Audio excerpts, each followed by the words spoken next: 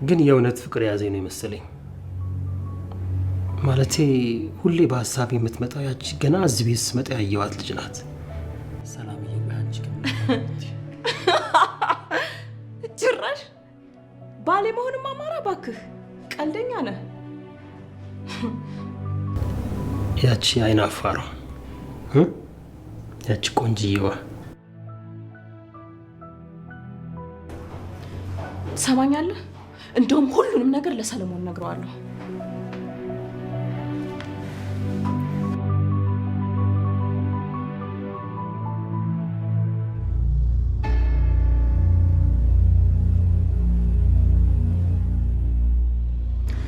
የሆነ ስራ መስራት ፈልጌ ነበር። ልብስ አጣቢ አለ እንዴ? ባይኖር ልታጥብልኝ ነው? እናቴንስ የመንገድ አቧራ ጠራጊ አርጋት የለ? ለምን ስራው መስራት ፈለግሽ? ማለቴ እየተማርሽ አይደለም? እናቴ መንገድ ስራው እያደከማት ነው። እንደውም ባለፈው ፍሬን የበጠሰ መኪና ለትንሽ ነው ሳታት አሉ። ቆያ ፍሬን የበጠሰ መኪና እናቴን ገሽቷት ቢሆን ኖሮ እኔ ሰው ሆኜ የምኖር ይመስላል? ከፈለግሽ እኔ አንቺንና እናትሽን መርዳት እችላለሁ። እኔ ስራ ፈልግልኝ እንጂ እርዳኝ የሚል ቃል አልወጣኝም። ደግሞ ያቺ እናትሽ እያልክ የምትጠራት ሴት ምናልባት በአንድ ወቅት ስሟን ደጋግመክ ስትጠራት የነበረው ሴት ናት። ከፈለክ ደግሞ እኔንም ሰራተኛ አድርገህ ቅጠረኝና ስሜን ደጋግመክ እየጠራህ የፈለከውን ነገር ላድርግልክ። የቤትክ ሰራተኛ አድርገኝ።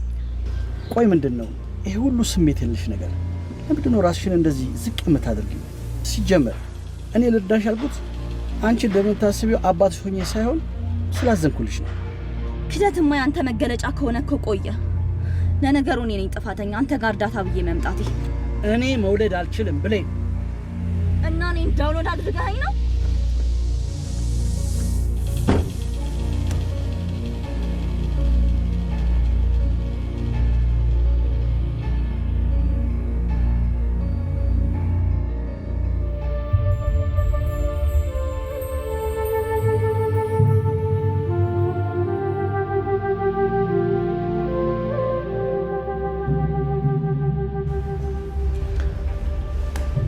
ሻውንስ ማውራት አንችልም።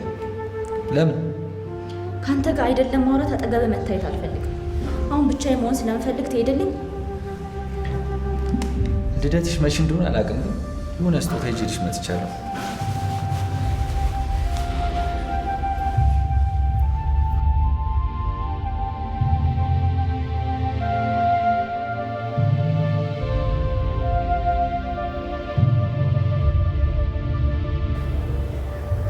ምን ሆነክ ነው ዘሜ? የአንገት ሐብሉን ከሰጠችው በኋላ ጉንጩን ስትስመው አይቻለሁ።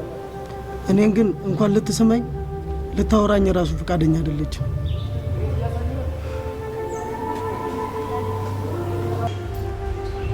በጣም የሚያምር ሐብል ነው። ወደድሽው? ላንቺ ብዬ እኮ ነው የገዛሁልሽ። አመሰግናለሁ። በቃ ምስጋና ብቻ ነው? ከዛ ውጭ ሌላ ነገር የምትፈልግ ከሆነ ሐብሉን መውሰድ ትችላለህ። ምናልባት ከተመቸሽ ከክላስ ስንወጣ ሻይ ቡና እንድንል ፈልጌ ነበረ። አስቤ በኋላ እነግርሃለሁ። ችግር የለውም። ሐብሉን እዚሁ ትምህርት ቤት ማድረግ ትችላለሽ።